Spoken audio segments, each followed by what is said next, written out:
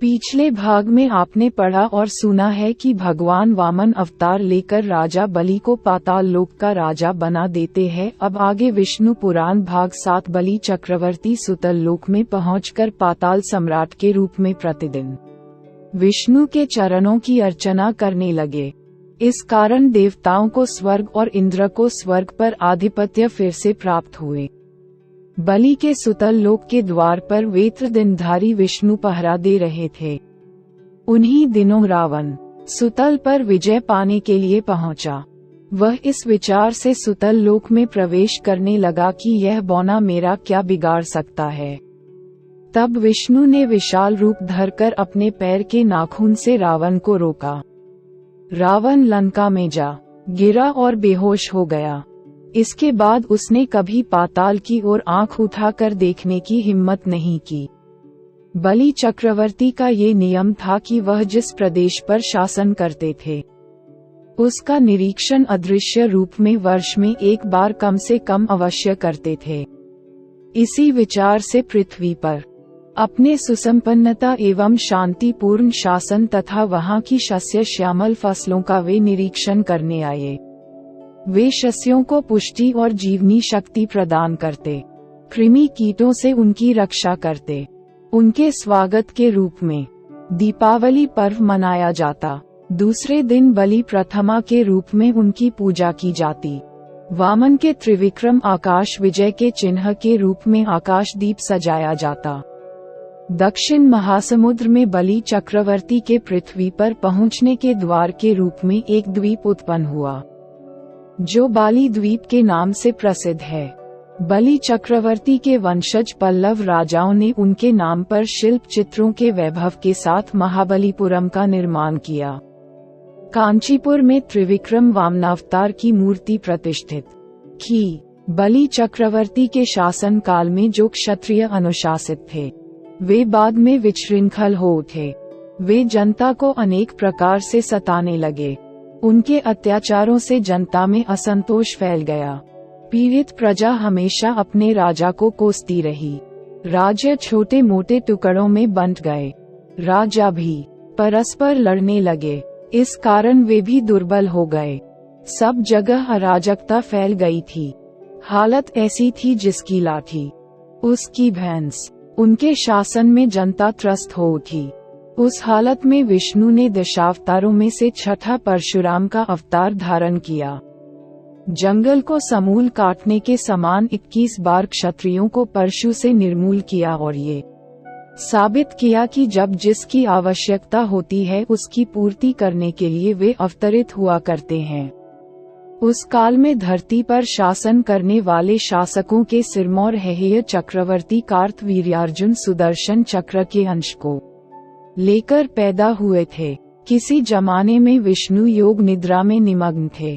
तब उनके शंख और चक्र के बीच तर्क वितर्क हुआ। इस पर चक्र बोला, सहस्र किरण वाले सूर्य को तराशने पर जो रज निकला उसी से विश्वकर्मा ने मेरा निर्माण किया। सहस्र कोनों के साथ क्षिप्र गति से घूमते हुए मैंने ही तो असंख्य राक्षसों का संहार किया था। मुझे धारण कर विष्णु चक्रीश के नाम से विख्यात हुए। तुम तो सिर्फ ध्वनि करते हो और कुछ नहीं जानते। इस पर पांचजन्य शंख क्रोध में आ गया और बोला, हे चक्रपुरुष, तुम्हारा ऐसा घमंड, तुम पृथ्वी पर एक घमंडी राजा के रूप में पैदा हो जाओगे। विष्णु मुनि पुत्र बनकर लकड़ी चीरने वाली कुल्हाड़ी से तुम्हारा घमंड तोड़ देंगे। शापित चक्रपुरुष कार्तवीर्यार्जुन के रूप में पैदा हुए और उन्होंने हेहय साम्राज्य को चतुर्दिक फैलाया। वह भगवान के अवतार रूपधारी दत्तात्रेय के भक्त और शिष्य भी थे। उनके अनुग्रह से कार्तवीर्यार्जुन ने अनिमा आदि सिद्धियों और अनेक शक्तियां प्राप्त की। जरूरत के वक्त असंख्य आयुधों के साथ उसको 1000 हाथ प्राप्त हो जाते थे। यों सूत महर्षि ने समझाया। इस पर नैमिषारण्य के मुनियों ने पूछा, सूत मुनींद्र, दत्तात्रेय विष्णु के अवतार ही तो हैं, पर हम यह नहीं जानते कि भगवान विष्णु दत्तात्रेय कैसे कहलाए और क्यों। इसलिए हम दत्तात्रेय की कहानी सुनने को उत्सुक हैं। सूत महर्षि ने दत्तात्रेय की कहानी शुरू की। अत्रि महर्षि ने पुत्र की कामना से भगवान के रूप में विष्णु का स्मरण करते हुए घोर तपस्या की। विष्णु अपने साथ ब्रह्मा और शिवजी को लेकर प्रत्यक्ष हुए और महर्षि से बोले, अत्रि महर्षि, मैं तुम्हारा दत्त बन गया हूँ। हम तीनों एक हैं, इसलिए त्रिमूर्तियों के अंशों से मैं तुम्हारा पुत्र बनूंगा और दत्तात्रेय के नाम से पुकारा जाऊंगा। यूं कहकर वे ब्रह्मा और शिवजी के साथ अदृश्य हो गए। उसी समय नारद त्रिमूर्तियों की पत्नियां होने का गर्व करने वाली लक्ष्मी, सरस्वती और पार्वती के पास पहुँचे और उन्हें अत्रि महामुनि की पत्नी अनसुया के पातिव्रत्य की महिमा को असाधारण बताकर प्रमाणित किया। अनसुया ने त्रिमूर्तियों की पत्नियों के लिए अनेक कार्य किए थे। अनसुया ने गंगा को सताने वाली पाप पिशाचिनियों को निर्मूल किया। नारद से प्राप्त लोहे के चने को पका कर दे दिया। सूर्योदय को रोकने वाली सुमति को मनाकर सूर्योदय के होने से मरने वाले उसके पति को अनसुया ने पुनः जलाया। इस पर त्रिदेवियों के मन में अनसुया के प्रति ईर्ष्या पैदा हो गई। उन देवियों ने अनसुया के पातिव्रत्य को बिगाड़ने के लिए अपने पतियों को उसके पास भेजा। ब्रह्मा, विष्णु और महेश्वर यतियों के वेश धरकर अत्रि के आश्रम में पहुँचे और भवती भिक्षा देहिश कहते द्वार पर खड़े हो गए। उस समय तक अत्रि महामुनि अपनी तपस्या समाप्त कर आश्रम को लौटे न थे। वे अतिथि सत्कार की जिम्मेदारी अनसुया पर छोड़ गए थे। अनसुया ने त्रिमूर्तियों का उचित रूप से स्वागत करके उन्हें खाने के लिए निमंत्रित किया। उस समय कपट यति एक स्वर में बोले, हे साध्वी, हमारा एक नियम है, तुम नग्न होकर परोसोगी, तभी जाकर हम भोजन करेंगे। अनसुया ने, ओह, ऐसी बात है, ये कहते हुए उन पर जल छिड़क दिया। इस पर तीनों अतिथि 3 प्यारे शिशुओं के रूप में बदल गए। अनसुया के हृदय में वात्सल्य भाव उमड़ पड़ा। शिशुओं को दूध भात खिलाया। त्रिमूर्ति शिशु रूप में अनसुया की गोद में सो गए। अनसुया तीनों को झूले में सुलाकर बोली, तीनों लोकों पर शासन करने वाले त्रिमूर्ति मेरे शिशु बन गए।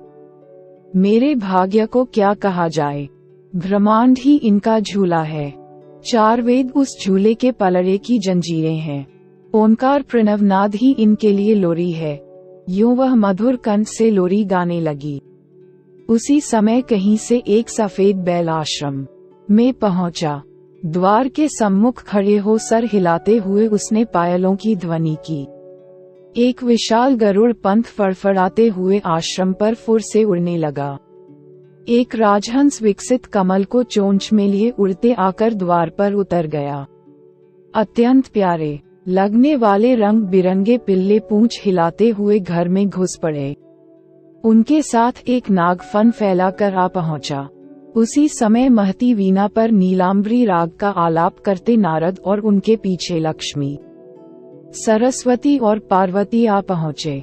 नारद अनसुया से बोले, माताजी, अपने पतियों से संबंधित प्राणियों को आपके द्वार पर पाकर ये तीनों देवियां यहाँ पर आ गई हैं। ये अपने पतियों के वियोग के दुख से तड़प रही हैं। इनके पतियों को कृपया इन्हें सौंप दीजिए। अनसुया ने विनयपूर्वक तीनों देवियों को प्रणाम करके कहा, माताओं, उन झूलों में सोने वाले शिशु अगर आपके पति हैं तो इनको आप ले जा सकती हैं। तीनों देवियों ने चकित होकर देखा। एक समान लगने वाले तीनों शिशु गाढ़ी निद्रा में सो रहे थे। इस पर लक्ष्मी, सरस्वती और पार्वती संकोच करने लगी। तब नारद ने उनसे पूछा, आप क्या अपने पति को पहचान नहीं सकती? आप लजाइए नहीं, जल्दी गोद में उठा लीजिए। देवियों ने जल्दी में एक एक शिशु को उठा लिया। वे शिशु एक साथ त्रिमूर्तियों के रूप में खड़े हो गए। तब उन्हें मालूम हुआ कि सरस्वती ने शिवजी को, लक्ष्मी ने ब्रह्मा को और पार्वती ने विष्णु को उठा लिया है। तीनों देवियां शर्मिंदा होकर दूर जा खड़ी हो गईं। इस पर ब्रह्मा, विष्णु और महेश्वर इस तरह सटकर खड़े हो गए, मानो तीनों एक ही मूर्ति के रूप में मिल गए हों। उसी समय अत्रि महर्षि अपने घर लौट आए। अपने घर त्रिमूर्तियों को पाकर हाथ जोड़ने लगे। तभी ब्रह्मा, विष्णु और महेश्वर ने एक होकर दत्तात्रेय रूप धारण किया। मध्य भाग में विष्णु तथा एक ओर ब्रह्मा और दूसरी तरफ शिव के मुखों के साथ, हाथों में शंख, चक्र, गदा, पद्म, त्रिशूल व कमंडल तथा कंधे पर लटकने वाले भिक्षा पात्र सहित त्रिमूर्ति के रूप में विष्णु दत्तात्रेय का अवतार लेकर अत्रि और अनसुया के पुत्र बने। कार्तवीर्यार्जुन दत्तात्रेय की पूजा करके महान शक्तिशाली बनकर विशाल सेना को लेकर विजय यात्रा पर चल पड़े। जमदग्नि महर्षि के पुत्रों में राम आखिरी व्यक्ति थे। सदा कुल्हाड़ी लिए हुए आश्रम व जनपदों का निर्माण करने तथा जमीन को खेती के लायक उपजाऊ बनाने लिए जंगलों को काटना ही उनका प्रमुख कार्य था। हिमालय में तपस्या करके उन्होंने शिवजी को प्रसन्न किया। शिवजी ने उनको बड़ा ही प्रभावकारी परशु प्रदान किया। उस परशु को धारण कर वे परशुराम कहलाए।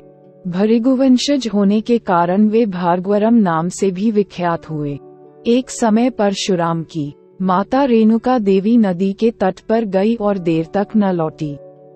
जमदग्नि ने अपनी दिव्य दृष्टि से पत्नी को देखा और समझ गए कि वह उस वक्त क्या कर रही थी। चित्ररथ नामक गंधर्व अप्सराओं के साथ जल क्रीड़ाएं कर रहा था। रेणुका तन्मय होकर उस विलास को देख रही थी। इस पर जमदग्नि क्रोध में आ गए।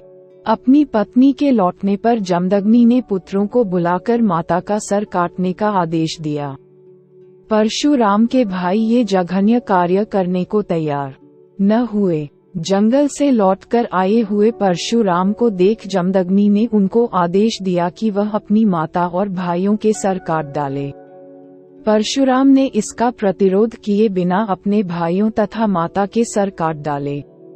जमदग्नि ने प्रसन्न होकर पूछा, बेटा तुम कौन सा वर चाहते हो, मांग लो। भाइयों तथा माताजी को जिलाइए। परशुराम ने जमदग्नि से वर मांगा। जमदग्नि ने उनको पुनर्जीवित कर दिया। अपनी तपो महिमा के प्रति परशुराम के विश्वास तथा उसकी सूक्ष्म बुद्धि पर जमदग्नि प्रसन्न हुए और आशीर्वाद दिया, परशुराम तुम कारण जन्मधारी हो, सदा चिरंजीवी बने रहोगे।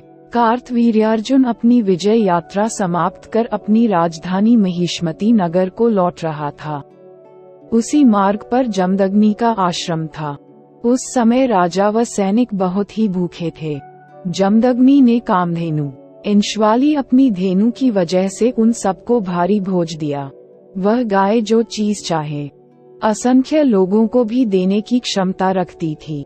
कार्तवीर्य ने सोचा कि ऐसी गाय उसके पास रहे तो सैनिकों के लिए आहार की समस्या हल हो सकती है। इस लोभ में उसने सैनिकों को आदेश दिया कि वे उस गाय को महिष्मती नगर में हाँक कर ले आएं। इस पर जमदग्नि ने उनका विरोध किया। तब दुष्ट सैनिक उनको जमीन पर धकेल कर गाय को खींच कर ले गए। अगर वीडियो पसंद आए तो चैनल को सब्सक्राइब, वीडियो लाइक और शेयर जरूर करें। धन्यवाद दिल से।